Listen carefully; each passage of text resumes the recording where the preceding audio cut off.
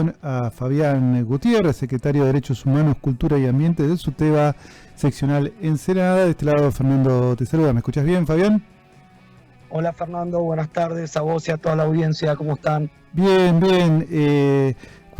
Te llamaba un poquito para que nos contaras qué sucedió en la escuela primaria 10, allá en Ensenada, que tuvieron una actividad el día de ayer, ¿no? Sí, bueno, trato de ser breve. Ahí se dio una situación que por mala suerte, no por mala suerte en realidad, pero digo, no es una situación aislada, a eso me refiero, que se viene dando en todos lados y tiene que ver con el clima de época. Una docente, una colega, una trabajadora de la educación, fue golpeada por una mamá que no llegó a mayores, digamos, sí fue importante, fue golpeada físicamente, agredida verbalmente, luego tuvo que interceder la policía, se llamó a la policía, también amenazó a un auxiliar. En esto la estudiante, la hija de la agresora, estaba ahí llorando a los gritos que no le peguen a su maestra. Una situación bastante compleja que se dio. Esto fue la semana pasada, el día jueves de la semana pasada, en el cierre de la quinta hora, en una de las escuelas primarias, que no sería de los barrios más complejos que podemos tener, porque a veces uno dice, bueno, hay escuelas que son más complejas. Esta es una escuela cercana al centro, pero hoy la violencia no reconoce clases ni situaciones sociales.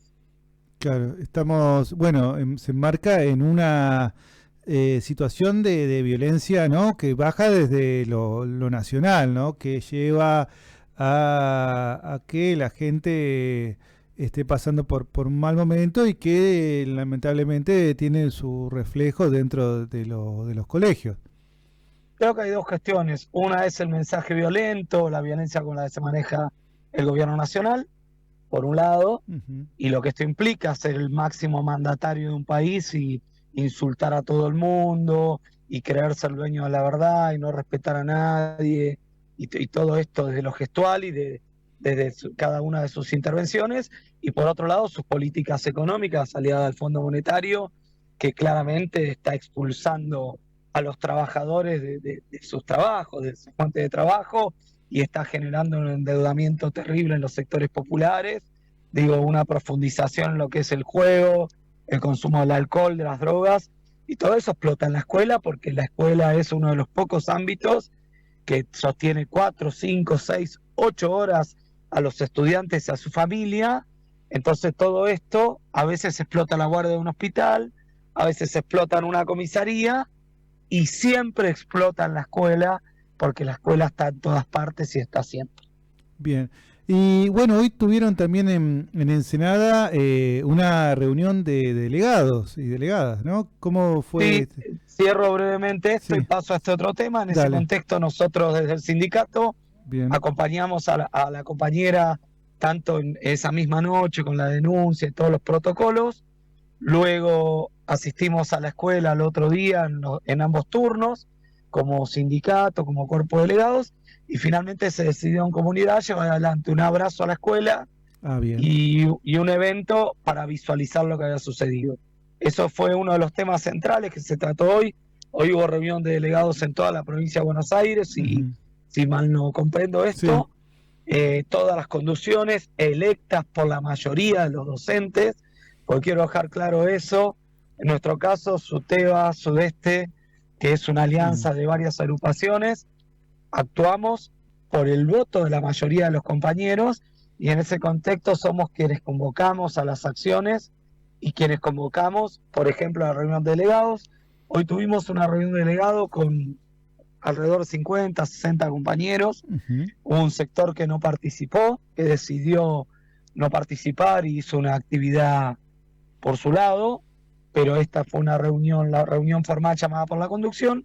Bueno, y allí se dio un lindo debate, principalmente en torno a la propuesta de la libertad avanza, este proyecto de libertad educativa que intenta destruir a todo el sistema educativo público, que intenta romper con los principios de la construcción colectiva y popular de la educación por una individualista y mercantilista.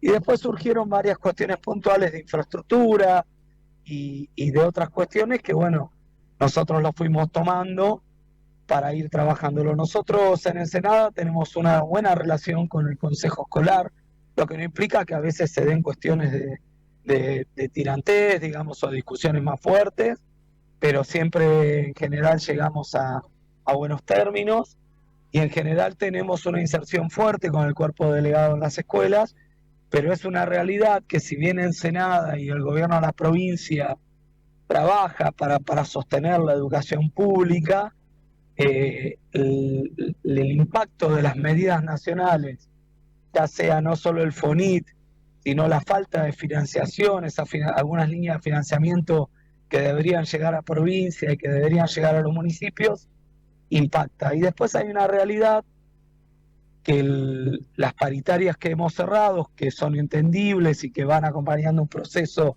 donde otros gremios tenemos paritarias, podemos discutir las paritarias, las condiciones de trabajo, cada vez se hacen más, o sea, que menos les sirve a los docentes, y eso es una realidad.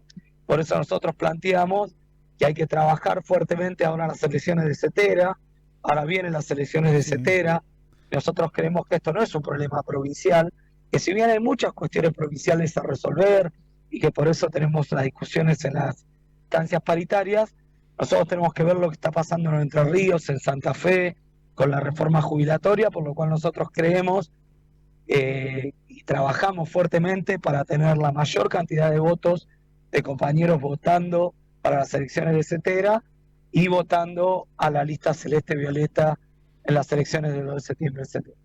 Así que el miércoles próximo tenemos elecciones de CETERA importantes, ¿no? Para, como decías vos, en este marco del FONIT, que le han quitado una parte importante del sueldo a los docentes, bueno, la lucha nacional gana una dimensión tremenda, además de que también ustedes por ahí en Ensenada no lo sienten tanto porque el intendente le pone mucha plata a las escuelas, pero que también desde Nación falta la obra pública, ¿no? Que la provincia lo está sintiendo fuertemente y las escuelas lo están sintiendo muy fuertemente. Por eso te decía, ese impacto, más allá de nosotros tenemos una intendencia que cubre esos huecos, eso se siente, y lo que nos cuesta, digo, lo que venimos trabajando mucho es, a veces al compañero docente le cuesta entender lo del CETERA, y se queda muy aferrado a su sindicato de base, en el caso nuestro SUTEBA, o puede ser FEP, o UDOCBA, digo, de todo es trabajar esto, decir, che, bueno, no termina acá nomás, en los límites del Buenos Aires que nosotros conocemos, hay un Entre Ríos, un Santa Fe, un Chubut, un Neuquén, un Jujuy. Entonces sí, nosotros nos comprometemos mucho como SEC y como delegados en poder plantear esta historia. Digo, Entre Ríos tuvo una carpa y un plan de lucha muy fuerte, y así todo, Frigerio llevó adelante una reforma, digo, que estábamos hablando de que va a llevar a que los nuevos ingresantes al sistema van a tener 68 años para jubilarse. Se van a jubilar recién a los 68 años. Entonces, digo, lo que más trabajamos nosotros como delegados y como SEC es en concientizar a los compañeros que la lucha no es solo la lucha propia, sino que debe ser una lucha que debemos federalizar. Por eso es tan importante el voto para la CETERA. Sí. Bueno, Fabián, y la última pregunta, la de rigor, para todos los militantes que siempre pasan por este espacio, pero un poco ya la adelantabas, ¿no? Frente a este gobierno nacional, ¿qué te parece que tenemos? ¿Cuál es el deber que tenemos los militantes, las militantes, para enfrentarlo? ¿Cuáles son para vos las cuestiones importantes para poder enfrentar estas políticas de ajuste que estamos viviendo? Yo creo que el campo nacional y popular tiene que construir la más amplia unidad. Primero eso, la más amplia unidad, y a partir de esa amplia unidad llegar al gobierno, pero tenemos que tener muy claro, porque tuvimos el ejemplo de Alberto Fernández, digamos, del último gobierno, que este gobierno de unidad en la diversidad que pueda acceder ganando las próximas elecciones, tiene que ser un gobierno que rompa, un gobierno rupturista, vamos a llamar rupturista por no llamar revolucionario, porque a uno le molesta esa palabra, que rompa con algunas lógicas. Acá la primera medida que tiene que tener el gobierno nacional y popular, que asuma es tirar para atrás todas las leyes antipopulares que se generaron. Acá no hay manera de acordar con el establishment. Quien acuerde con el establishment, quien quiera arreglar con el círculo rojo para poder sostener una gobernabilidad, no va a llegar a ningún lado. Necesitamos volver a una etapa como la de Néstor Kirchner, quien llegó pareciendo uno más que venía a arreglar con el círculo rojo y claramente llevó adelante un gobierno que rompió con esa lógica, que salió con los sectores progresistas de Latinoamérica y que pudo llevar adelante el último gran gobierno revolucionario en el sentido de transformador de las realidades, ¿se entiende? De las realidades de los trabajadores y el pueblo.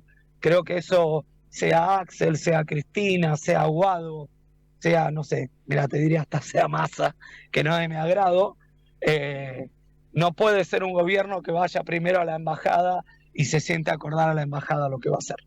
Si no, estamos fritos. Bueno, muchísimas gracias por este ratito de radio. Quedamos para después seguir charlando en algún otro momento.